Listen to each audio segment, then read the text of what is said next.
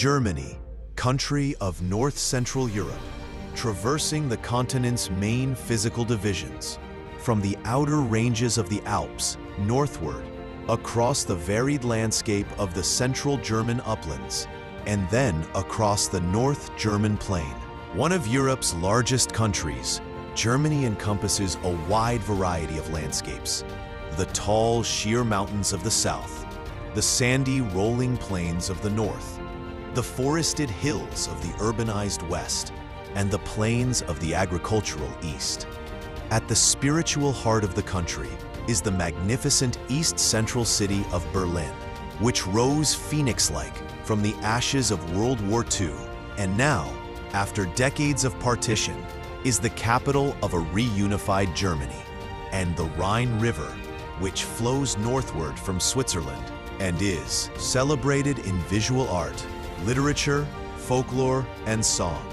Along its banks and those of its principal tributaries, among them the Neckar, Main, Moselle, and Ruhr, stand hundreds of medieval castles, churches, picturesque villages, market towns, and centers of learning and culture, including Heidelberg, the site of one of Europe's oldest universities, founded in 1386, and Mainz, historically one of Europe's most important publishing centers. All are centerpieces of Germany's thriving tourist economy, which brings millions of visitors to the country each year, drawn by its natural beauty, history, culture, and cuisine, including its renowned wines and beers. The name Germany has long described not a particular place, but the loose, fluid polity of Germanic-speaking peoples that held sway over much of Western Europe north of the Alps for millennia. Although Germany in that sense is an ancient entity, the German nation, in more or less its present form, came into being only in the 19th century, when Prussian Prime Minister Otto von Bismarck brought together dozens of German-speaking kingdoms, principalities, free cities, bishoprics, and duchies to form the German Empire in 1871. This so-called Second Reich quickly became Europe's leading power and acquired colonies in Africa, Asia, and the Pacific. That overseas empire was dismantled following Germany's defeat in World War I and the abdication of Emperor William II. Economic depression, widespread unemployment, and political strife that verged on civil war followed, leading to the collapse of the progressive Weimar Republic and the rise of the Nazi Party under Adolf Hitler. After gaining power in 1933, Hitler established the Third Reich and soon thereafter embarked on a ruinous crusade to conquer Europe and exterminate Jews, Roma, Gypsies, homosexuals, and others. The Third Reich disintegrated in 1945, brought down by the Allied armies of the United States, the United Kingdom, the Soviet Union, France, and other countries. The victorious powers divided Germany into 4 zones of occupation, and later into 2 countries: the Federal Republic of Germany, West Germany, and the German Democratic Republic, East Germany, separated for more than 40 years by a long boundary. In East Germany, this boundary was, until the fall of its communist government in 1989, marked by defenses designed to prevent escape. The 185 square miles, 480 square kilometers, of the island of West Berlin were similarly ringed from 1961 to 1989 by the Berlin Wall running through the city and by a heavily guarded wire mesh fence in the areas abutting the East German countryside. Although Berlin was a flashpoint between the United States and the Soviet Union during the Cold War, the city declined in national and international significance until 1989 to 1990, when a popular and peaceful uprising toppled the East German government and soon after restored a united Berlin as the capital of a reunified Germany. Since World War II, Germany has made great efforts to both commemorate the victims and redress the crimes of the Holocaust, providing strong material and political support for the State of Israel, and actively prosecuting hate crimes and the propagation of neo-Nazi doctrine. The latter became an issue in the 1990s with the rise in Germany of anti-immigrant skinhead groups and the availability of Hitler's Mein Kampf over the internet. Clearly, modern Germany struggles to balance its national interests with those of an influx of political and economic refugees from far afield, especially North Africa, Turkey, and South Asia, an influx that has fueled ethnic tensions and swelled the ranks of nationalist political parties, particularly in Eastern Germany, where unemployment was double that of the West. Tensions became especially acute in the second decade of the 21st century, when more than 1 million migrants entered Germany in the wake of the revolutions of the Arab Spring and the Syrian Civil War. The Constitution of the Republic, adopted in 1949 by West Germany, created a federal system that gives significant government powers to its constituent Länder, states. Before unification, there were 11 West German Länder, including West Berlin, which had the special status of a land without voting rights. But with the accession of East Germany, there are now 16 Länder in the unified republic. The largest of the states is Bavaria, Bayern. The richest is Baden-Württemberg, and the most populous is North Rhine-Westphalia, Nordrhein-Westfalen. Matters of national importance, such as defense and foreign affairs, are reserved to the federal government. At both the state and federal levels, parliamentary democracy prevails. The Federal Republic has been a member of the North Atlantic Treaty Organization, NATO, since 1955, and was a founding member of the European Economic Community, see European Union. During the 4 decades of partition, the Federal Republic concluded a number of agreements with regard to humanitarian matters and access to Berlin. West Germany's rapid economic recovery in the 1950s, Wirtschaftswunder, or economic miracle, brought it into a leading position among the world's economic powers, a position that it has maintained. Much of Germany's post-World War II success has been the result of the renowned industriousness and self-sacrifice of its people, about which novelist Günter Grass, winner of the Nobel Prize for Literature in 1999, remarked, "To be a German is to make the impossible possible." He added, more critically, this devotion to hard work has combined with a public demeanor which is at once reserved and assertive, to produce a stereotype of the German people as aloof and distant. Yet Germans prize both their private friendships and their friendly relations with neighbors and visitors, place a high value on leisure and culture, and enjoy the benefits of life in a liberal democracy that has become ever more integrated with and central to a united Europe. Germany is bounded at its extreme north on the Jutland Peninsula by Denmark. East and west of the peninsula, the Baltic Sea, Ostsee, and North Sea coasts, respectively, complete the northern border. To the west, Germany borders the Netherlands, Belgium, and Luxembourg. To the southwest, it borders France. Germany shares its entire southern boundary with Switzerland and Austria. In the southeast, the border with the Czech Republic corresponds to an earlier boundary of 1918, renewed by treaty in 1945. The easternmost frontier adjoins Poland along the northward course of the Neisse River and subsequently the Oder to the Baltic Sea, with a westward deviation in the north to exclude the former German port city of Stettin, now Szczecin, Poland, and the Oder mouth.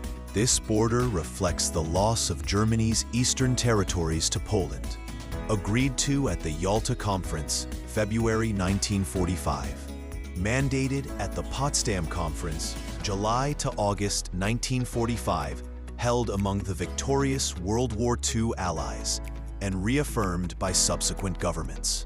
Geographically, the central German uplands form a region of great complexity.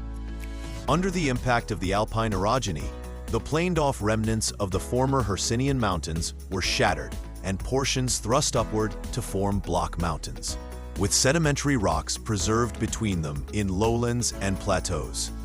The central German uplands may be divided into three main parts: a predominantly lowland country in the south, an arc of massifs and plateaus running from the Rhenish uplands to Bohemia, and a fairly narrow northern fringe composed of folded secondary rocks. In southern Germany, Hercynian massifs are of restricted extent. The Black Forest, Schwarzwald, was once continuous with the Vosges Massif in what is now France, but they were broken apart through the sinking of a central strip to form the Rhine Rift Valley, which extends 185 miles, 300 kilometers in length. The Black Forest reaches its greatest elevation at Mount Feldberg, 4,898 feet, 1,493 meters, in the south and declines northward beneath secondary sediments before rising to the smaller Odin Forest. For the most part, however, southern Germany consists of scarplands, mainly of Triassic age, about 250 to 200 million years old. The work of erosion on eastward dipping strata has left the sandstones standing out as west or northwest-facing scarps, overlooking valleys or low plateaus of clays or muschelkalk, Triassic limestone formed from shells.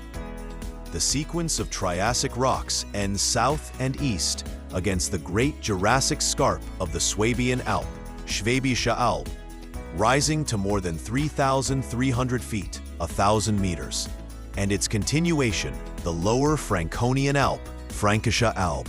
Large parts of the plateaus and lowlands in the eastern region are covered with loess and are farmed.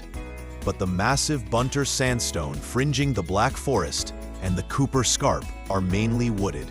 West of the Rhine, there are again wide stretches of forested Bunter sandstone, with more open country in the Saar region and along the foot of the Hunsrück upland. The open land of southern Germany ends against a Great Barrier Arc of Hercynian massifs and forested sandstone plateaus. In the west, the Rhenish uplands, Rheinische Schiefergebirge, consist mainly of resistant slates and shales. The complex block is tilted generally northwestward, with a steep fault line scarp in the south. The intensely folded rocks are planed off by erosion surfaces that give the massif a rather monotonous appearance, broken only by quartzite ridges, especially in the south, where the Hunsrück rises to 2,684 feet, 818 meters, and the Taunus to 2,884 feet, 879 meters. The valleys are quite different.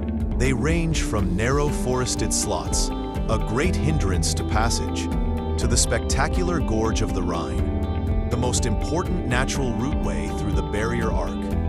The most dramatic section of the gorge runs from Bingen to the vicinity of Koblenz. Hilltop castles look down over vineyards to picturesque valley towns. In this section is the Lorelei Rock, from which a legendary siren is said to have lured fishermen to their death on the rocks. The valleys are quite different.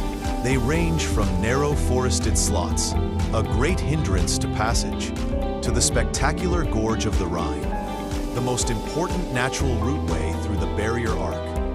The most dramatic section of the gorge runs from Bingen to the vicinity of Koblenz. Hilltop castles look down over vineyards to picturesque valley towns. In this section is the Lorelei Rock, from which a legendary siren is said to have lured fishermen to their death on the rocks. The eastern end of the Barrier Arc is buttressed by the great and complex Bohemian Massif, which Germany shares only marginally. On the southwestern fringe of the Massif, German territory includes the remote and thinly populated Bohemian Forest and the Bavarian Forest. Along part of the Czech border are the Ore Mountains, Erzgebirge, where the centuries-old mining tradition still continued during the period of the German Democratic Republic before ending in the 1990s. The Bohemian Massif is prolonged northwestward by the long, spur of the Thuringian Forest, Thüringer Wald, which separates the scarplands of northern Bavaria from the Thuringian lowland. The barrier arc is completed by the Great Eroded Cone of the Vogelberg, rising to 2,536 feet, 773 meters, the volcanic Rhone Mountains, and the forested Bunter Sandstone Plateaus of northern Hessen. The Rhine Rift Valley continues northward through Hessen, with a series of discontinuous basins filled with sediments from the Paleogene and Neogene periods, i.e., about 65 to 2.6 million years ago, that allow a slightly difficult traverse to the North German plain. North of the upland barrier, there are a number of regions, generally of folded limestones, sandstones, and clays, that mark the transition to the expanse of the North German plain. Balanced on either side of the plateau of Hessen are two basins of subdued scarpland relief, the Westphalian Basin to the northwest and the Thuringian Basin to the southeast, both partially invaded by glacial outwash. From the North German plain, Hessen and the Westphalian Basin are succeeded northward by the hills of Lower Saxony. The breakthrough of the Weser River into the North German plain at the Porta Westfalica, south of Minden, is overlooked by the giant monument of Emperor William I, built in 1896. North of the Thuringian Basin is one of the smaller Hercynian massifs, the Harz, which reaches an elevation of 3,747 feet, 1,142 meters, in the Brocken. The western and eastern coastlines vary considerably in their forms. The coast of the North Sea continues the type familiar in the northern Netherlands. An offshore bar, crowned with sand dunes, has been shattered and left as the chain of the East Frisian Islands off the coast of Lower Saxony, and the North Frisian Islands off the Schleswig-Holstein portion of the Jutland Peninsula. These islands form a favorite vacation area in summer. The sea has encroached upon the land behind the islands, forming tidal flats known as Wattenmeer, which become exposed at low tide. The coast is broken by the estuaries of the Elbe, Weser, and Ems rivers, and by drowned inlets such as the Jade and Dollard Bays. Much of this area is now protected within 3 adjoining national parks: Schleswig-Holstein, Hamburg, and Lower Saxony Wadden Sea National Parks. Along the Baltic coast, the boulder clay plains shelve rather tamely beneath the sea. However, the typically varied relief of minor moraines, depressions, and other glacial features gives diversity to the coastline. In Schleswig-Holstein, long inlets, fjords, carved by water moving beneath the ice sheets, extend to the sea. Farther east, the coast gains in complexity. There are peninsulas and sea inlets known as Bodden, and sandy beach bars dominate the landscape. Several islands line the shore, including Usedom, Hiddensee, Pol, and Rügen, Germany's largest island. Most of Germany has temperate brown and deep brown soils. Their formation is dependent on relief, hydrologic conditions, vegetation, and human intervention. Germany's finest soils are developed on the loess of the northern flank of the central German uplands, the Magdeburg Plain, the Thuringian Basin and adjoining areas, the Rhine Valley, and the Alpine Foreland. They range from black to extremely fertile brown soil types, and most of them are arable land under cultivation. The till, ground moraine of the North German Plain and Alpine Foreland has heavy but fertile soil. Other productive soils include those based on fluvial deposits in river valleys, e.g., those in the Rhine floodplain from Mainz to Basel, Switzerland. Brown soil covers much of the central German uplands and is used for agriculture and grazing. With increasing elevation, soils are suitable only for grazing or forestation. In the northern plains, the soil types are sand, loam, and brown podzolz, which are heavily leached of mineral matter and humus by deforestation and grazing. Along the North Sea littoral in the northwest, there are some extensive areas of sand, marsh, and mudflats that are covered with rich soil suitable for grazing and growing crops. Because of the preponderance of mountainous and forested areas, the remainder of German soil types range from sand to loam, from loam to clay, and from clay to rocky outcrops. Timber production thrives where the land is all but unarable, and viticulture in the southern hill regions flourishes in an otherwise inhospitable type of soil.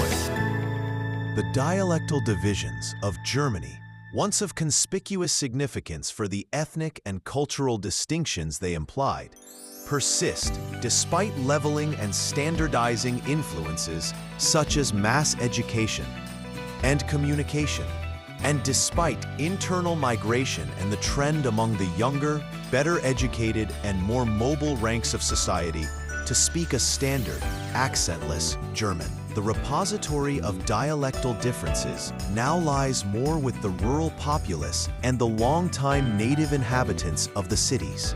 Standard German itself is something of a hybrid language in origin, drawn from elements of the dialects spoken in the central and southern districts, but with the phonetic characteristics of the north predominating.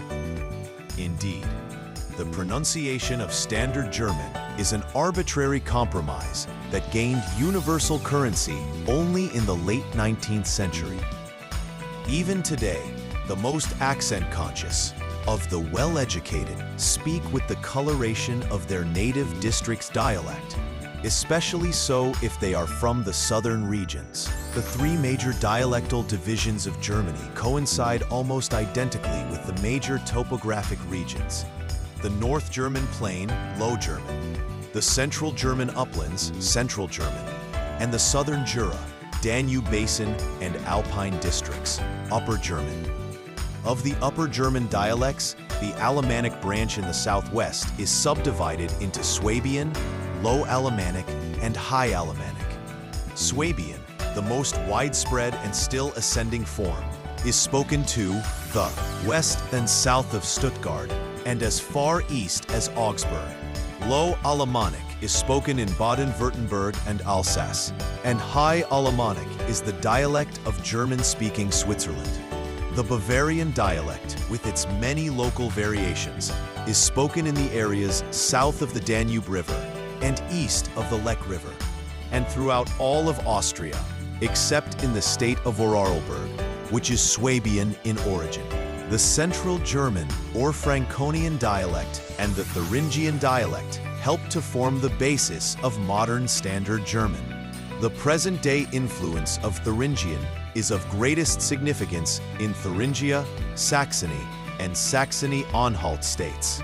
East Franconian is spoken in northern Bavaria, South Franconian in northern Baden-Württemberg. The Rhenish Franconian dialect extends northwest from approximately Metz in French Lorraine through the states of Rhineland-Palatinate and Hessen.